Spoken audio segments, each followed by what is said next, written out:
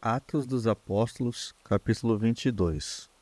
Varões, irmãos e pais, ouve agora a minha defesa perante vós.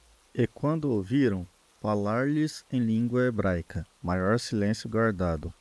E disse: Quanto a mim, sou varão judeu, nascido em Tarso da Cilícia, e nesta cidade, criado aos pés de Gamaliel, instruído conforme a verdade da lei de nossos pais, zeloso para com Deus, como todos vós hoje sois. E persegui este caminho até a morte, prendendo e metendo em prisões tanto varões como mulheres. Como também o sumo sacerdote me é testemunha, e todo o conselho dos anciãos. E recebendo destes cartas para os irmãos, fui a Damasco, para trazer maniatados para Jerusalém aqueles que ali estivessem, a fim de que fossem castigados. Ora, aconteceu que, indo eu já de caminho e chegando perto de Damasco, quase ao meio-dia, de repente me rodeou uma grande luz do céu. E caí por terra e ouvi uma voz que me dizia: Saulo, Saulo, por que me persegues? E eu respondi: Quem és, Senhor?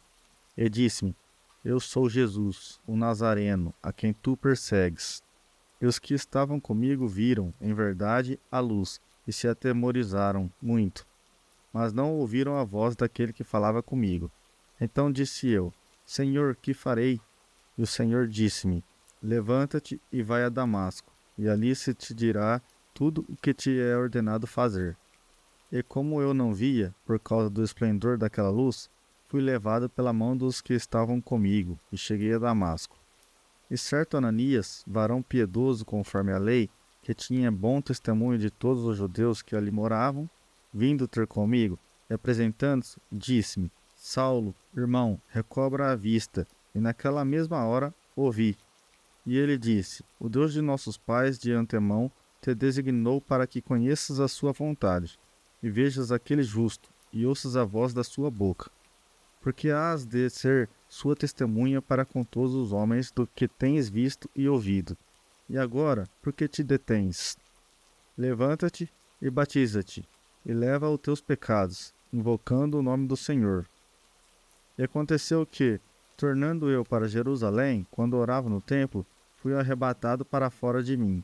E vi aquele que me dizia: Dá-te pressa e saia apressadamente de Jerusalém, porque não receberão o teu testemunho acerca de mim. E eu disse: Senhor, eles bem sabem que eu te lançava na prisão e açoitava nas sinagogas os que criam em ti. E quando o sangue de Estevão, tua testemunha, se derramava, também eu estava presente, e consentia na sua morte, e guardava os vestidos dos que o matavam. E disse-me: Vai, porque hei de enviar-te os gentios de longe. E ouviram-no até esta palavra e levantaram a voz, dizendo: Tira da terra tal homem, porque não convém que viva.